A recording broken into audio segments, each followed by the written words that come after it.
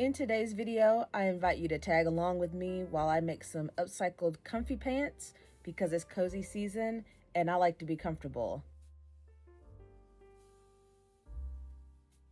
For this video, I'm using a butterick pattern that I've had for a very long time. The name of it is B5502, and technically it's supposed to probably be like sleep pants, but you know, sleep pants can turn into everyday pants, can turn into any kind of pants that you want.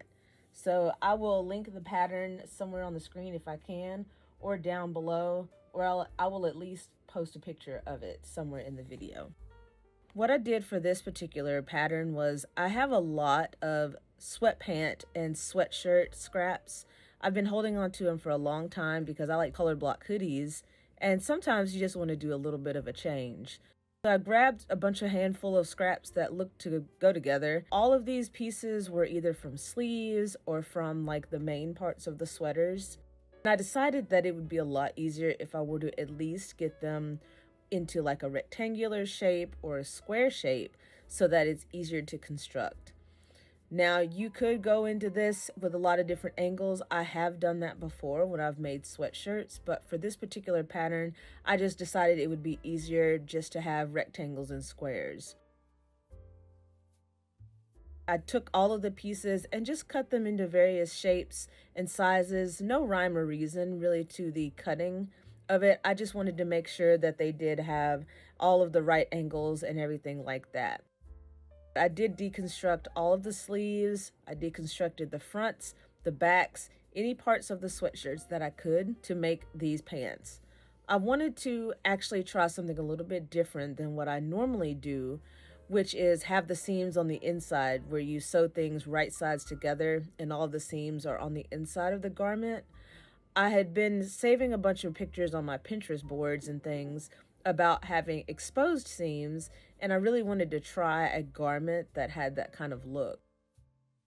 I took a lot of different patterns and colors on this because if you've been here for any amount of time, you know how much that I like color.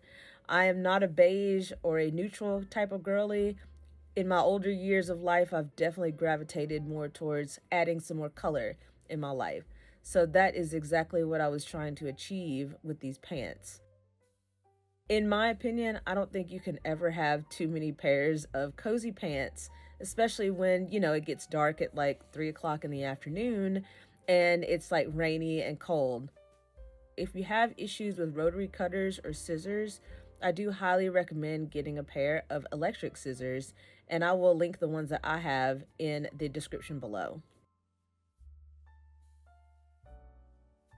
What I ended up doing was I really had to remind myself multiple times during this construction that I wanted the exposed seams on the outside of the garment. It's so easy to just use your brain and just be like, okay, right sides need to be together. That's how the seams go. But again, if I keep telling my brain that they're on the outside, then that's what stuck. But I did catch myself at least twice wanting to sew them the correct way. But anywho, we did get the serger out and just start attaching pieces together. Again, I did not plan out any sort of layout before I started this. I just went into it and was like, hey, we'll put stuff together and what happens, happens.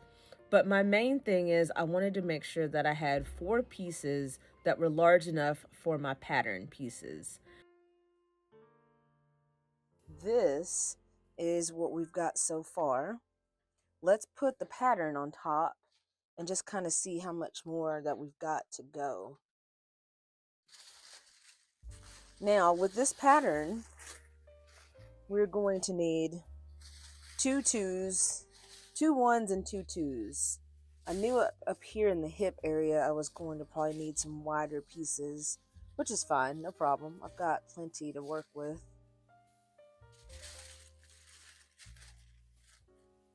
Okay, so also, and if I go ahead and cut this across because I'm going to be sewing something to it. Go ahead and cut that. Okay, so based off of this side, it actually might make sense if I turn it like this.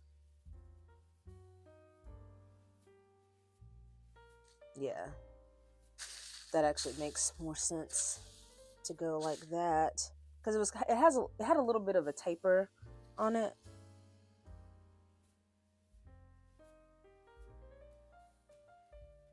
Okay, that's much closer to where we need to be. So now I know that I need to have something at least this wide, preferably a tad bit longer, so I can get to this little edge, the little crotch part of the pants. And this is the back side, so this is going to be the wider of the two. If I take my number one piece, you'll see the difference in size. See, the number one is slightly smaller, and that's because of the curvature on the butt. Like, this is your crotch, and then it's got the curvature of the butt, so the back piece is always a little bit wider than the front when you're doing pants. I have learned that over time, so that's pretty fun. If I have enough fabric for the back, then I've got enough for the front. So if you can see, I've got it all the way to here. I'll go ahead and roll it up so you can kind of get an idea. But on my pattern, this is how much more I need on the number two. So we're going to keep adding some pieces on to where we can get at least this much here. And like I said, we need to add it to where it's wide enough here. So that's probably about another inch wide so that we can get the curvature of the crotch area. Okay. And actually, it'd probably work out pretty well if I just use this purple, since I know it's going to be wide. Or do I want to do gray? And then this piece was already together, and it's almost like a whole leg just among itself. But, you know, we'll have to do some chopping on it anyway. But another crucial thing to remember when you're doing a pants pattern, and I guess probably with a shirt pattern as well, but I've never really encountered it with shirts. But with pants, you want to make sure that you are doing one, like if you do one pattern that's like front facing, like with your fabric facing towards you, you want to do the opposite on the other piece of fabric. And that just means that you either want to turn your pattern over or turn your fabric over. And you'll see multiple times in the video to where I'll have the pattern right side up, and then for the other side of the pant, I'll have the pattern right side down. Right here, you can see that I've got the pattern right side down because you want to have mirror images for your pants. Otherwise, things might look a little bit weird.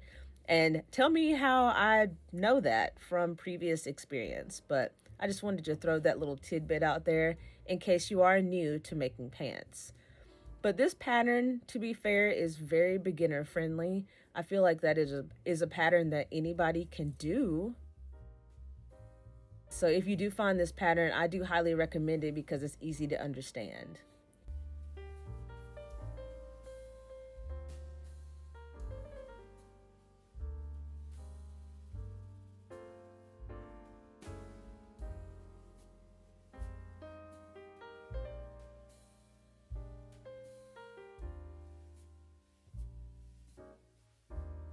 In this part, I'm doing the waistband, and to be fair, looking back, I would probably have done this in just a solid piece.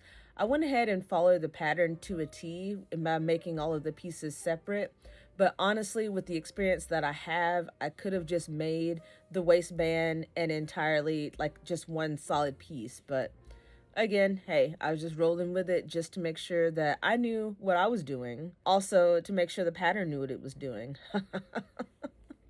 Like the pattern wasn't made like a bazillion years ago, but yeah.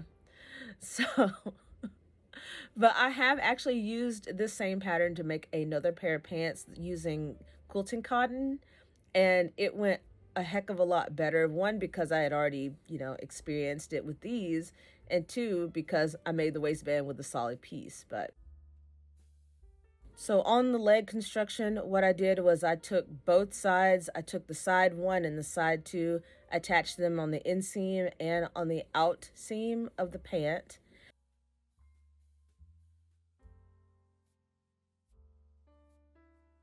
Now there was an optional part where you can add pockets to it.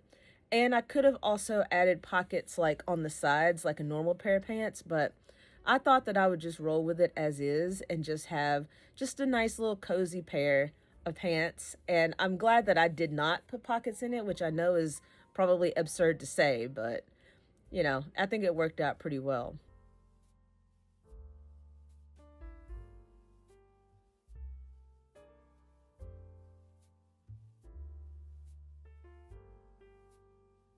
And then follow the instructions by taking one, turning it right side out, and tucking it inside of the other pant leg. And that actually worked out really well.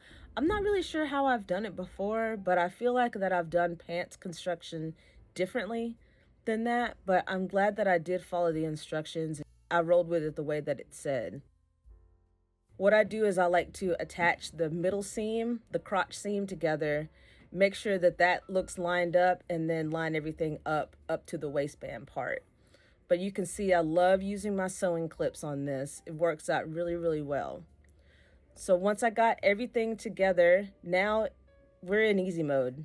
This is pretty much the end of the road. But now what I did was I took my little waistband, and the way that the pattern said was you fold it in half and attach it to the top of the pants. Yeah, this would have been one of the times that would have been very much convenient to actually use a solid piece for the waistband instead of the way that the pattern asked for, but it's okay because the seams weren't too thick and it wasn't too hard to sew. But one crucial thing that I do want to insert in here is that if you wanted to add grommets or buttonholes or something like that, you want to make sure that you do it right before you add the waistband to the top of the pants. Otherwise, it's going to be a little bit tough to do that. I did not use any grommets or eye holes or anything like that because this is fleece fabric, but it worked out pretty well. Now, according to the pattern, you make a casing for whatever drawstring that you're going to use. So I did make that casing by making a little narrow, basically strip of area for the drawstring, which is actually just an old shoelace that I've had for a long time. If I use my bodkin, thread it through the casing. You can use a safety pin if you want. But after you get done with the drawstring, now all you got to do is hem them.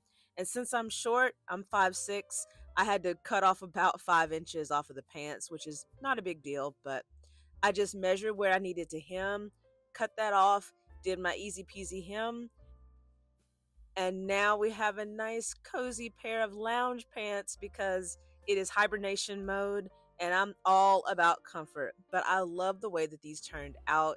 I love that exposed seam, and I will definitely be making another pair of these. But yeah, let me know if you have any questions about this pattern. I do appreciate you watching, and I shall see you next time.